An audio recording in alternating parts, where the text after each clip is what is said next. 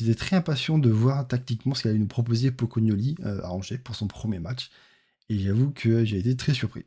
Très surpris surtout parce que c'était une défense à 3 et qu'on n'avait pas 3 défenseurs centraux. Donc du coup, je vois Caio Henrique qui va jouer de défenseur central.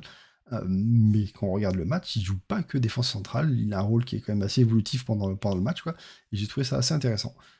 Parce que ce 3-4-2-1 sur le papier, clairement, que ce soit c'est que un placement sur le papier, en fait. Tu vois que sur le terrain, suivant si on est en attaque ou en défense, on jouait pas du tout de la même façon. En phase défensive, donc on est dans ce schéma-là, voire même si on compte les pistons qui redescendent pour être sur la même ligne, on est plutôt sur un 5-4-1 avec Fatih avec Liouche qui redescendent sur les côtés. On retrouve à peu près ce qui avait été fait par Hutter pour le match de Manchester City. Et du coup, ce qui est surtout intéressant, c'est sur les phases offensives, où du coup Ouattara remonte au même niveau que Fatih avec Liouche pour se mettre sur la même ligne, permettant ainsi à Caio Henrique de redevenir un latéral, et donc de faire quasiment ce qui sait le mieux faire qu'offensivement, de venir apporter sur le côté, et pas être cantonné du coup à défendre sur une ligne de 3 sur les phases offensives, quoi.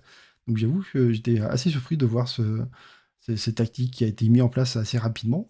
Et je me pose la question, du coup, est-ce que c'est quelque chose qui a été créé après la blessure de Dyer, ou du coup c'était déjà intégré avant avec Dyer, parce que du coup ça a dû quand même changer beaucoup les plans de Poconelli d'avoir son quasiment meilleur défenseur central, avoir, bon, avec Kierra on peut avoir une discussion, quoi, qui est absent un jour et demi avant le match, et donc de quoi de devoir reprendre ses plans, quoi.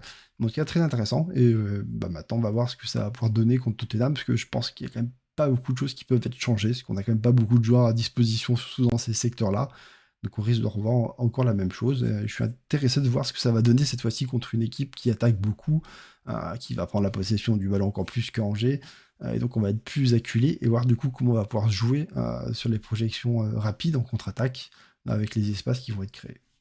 Voilà, je vous laisse me dire, vous, de votre côté, ce que vous avez pensé de la tactique qu'il a utilisée, si vous auriez dû utiliser plutôt une autre tactique ou pas sur ce match contre Angers, avec les joueurs qui étaient à disposition, bien sûr.